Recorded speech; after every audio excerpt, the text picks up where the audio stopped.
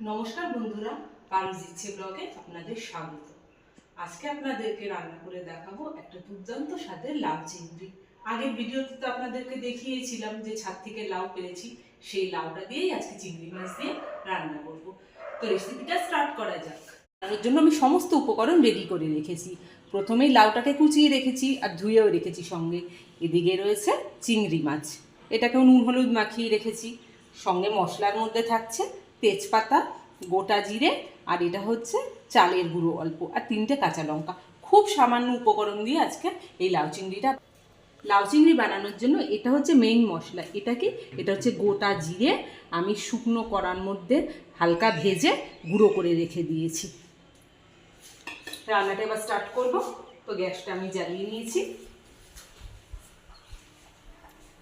সর্ষের তেল দিয়ে চিংড়ি মাছগুলোকে আমি ভেজে নেব।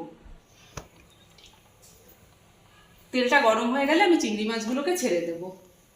তেল তো গরম হয়ে গেছে, এরপর চিংড়ি মাছগুলোকে আমি ভেজে নেব। খুব বেশি কড়া করে ভাজবো না, তাহলে চিংড়ি মাছটা শক্ত হয়ে যাবে। আর চিংড়ি মাছ যখন ভাজবেন তখন গ্যাসের ফ্লেমটাকে একটু কমিয়ে ভাজবেন, তাতে মাছটা সবসময় নরম থাকবে। চিংড়ি মাছটা আমার ভাজা হয়ে গেছে, তুলে নিচ্ছি। আপনারা এই পদ্ধতিতে লাউ চিংড়ি বানিয়ে দেখবেন, খুব ভালো হয় খেতে।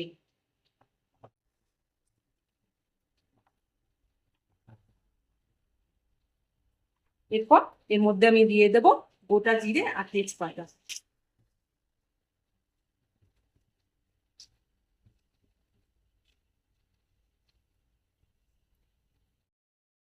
এবার দিয়ে দিচ্ছি তেজপাতা।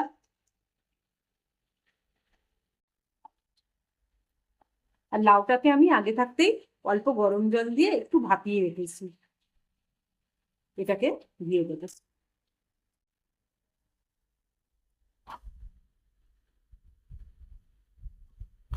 লাউটাকে আমি দিয়ে দিলাম। এরপর লাউটাকে নাড়াচাড়া করে দেবো।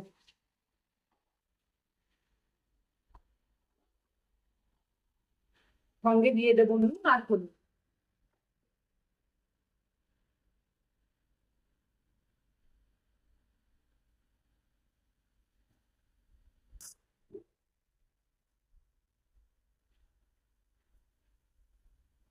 আর হলুদ দিয়ে দিলাম।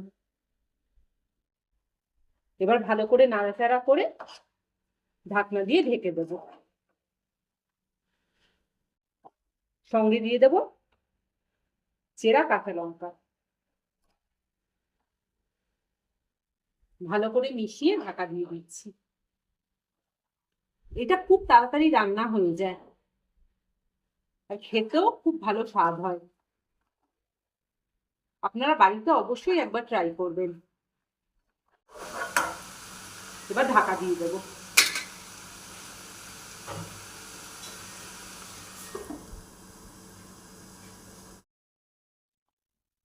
লাউটা সেদ্ধ হয়ে গেছে, চিংড়ি মাছটা দিয়ে দিচ্ছি।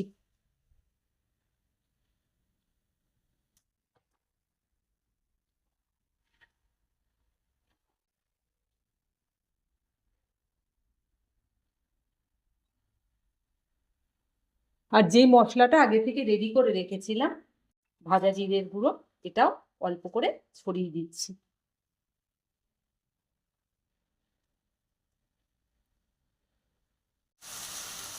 সঙ্গে দিয়ে দেবো অল্প করে মিষ্টি।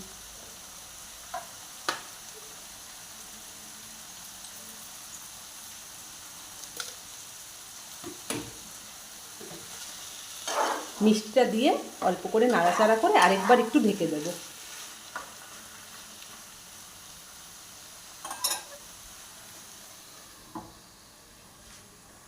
লাউ চিংড়ি সবটাই সেদ্ধ হয়ে গেছে। এরপর অল্প করে আমি চালের গুঁড়ো দিয়ে দেবো, যাতে তরকারিটা ভালো করে আঠা আঠা হয়। চালের গুঁড়োটাকে মিশিয়ে নিচ্ছি লাউয়ের সাথে ভালো করে।